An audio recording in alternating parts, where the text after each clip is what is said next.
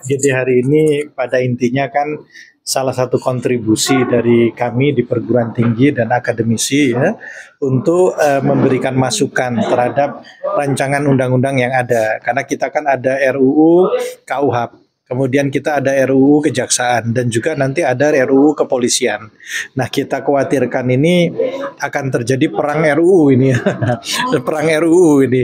Semoga tidak terjadi perang RUU. Oleh karena itu, ilmuwan salah satunya ya memberikan kontribusi untuk mengharmonisasikan, menyeimbangkan supaya antara RUU satu dengan yang lain itu tidak saling over kewenangan dan lain-lain tumpang tindih gitu ya. Ini salah satu fungsi kita seperti itu. Karena memang ya RUU yang satu ingin memberikan kewenangan yang lebih luas yang seperti ini.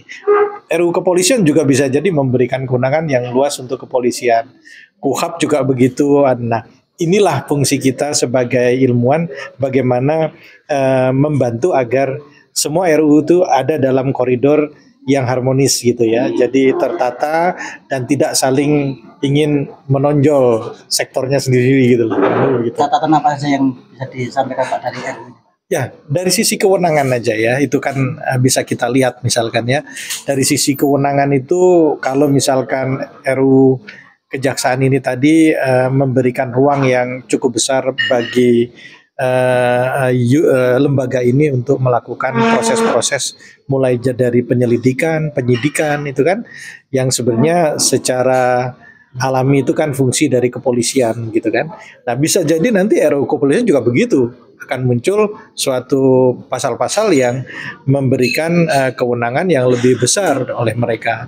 Di KUHP nanti bagaimana kita lihat lagi kan pengaturan-pengaturan yang ada di dalamnya. Nah, inilah kita harapkan ya bahwa perlu adanya penempatan yang proporsional ya. Tidak, kalau semuanya ini akan terus-terusan kita biarkan akan gontok-gontokan ini kan nggak sehat gitu loh. Nah, perguruan tinggi akademisi itu membantu bagaimana menjembatani ini gitu kan. Dan biasanya memang kita dilihat sebagai kelompok yang tidak punya vested interest yang terlalu besar untuk ini, karena kan kita tidak di situ, sehingga kita melihatnya lebih clear gitu loh, lebih fair dan juga lebih apa istilahnya lebih netral lah istilahnya begitu ya. Baik.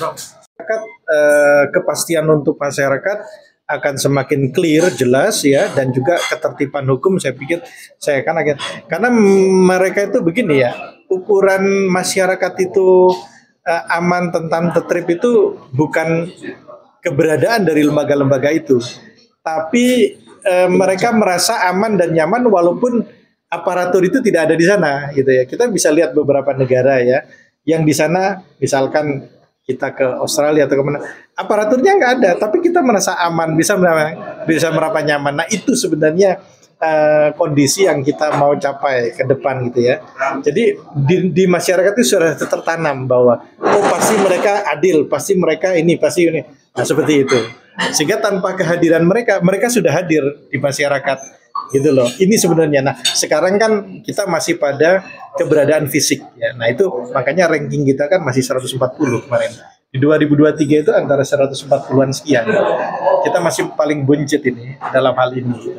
Nah, ini harus kita improve gitu, ke depan.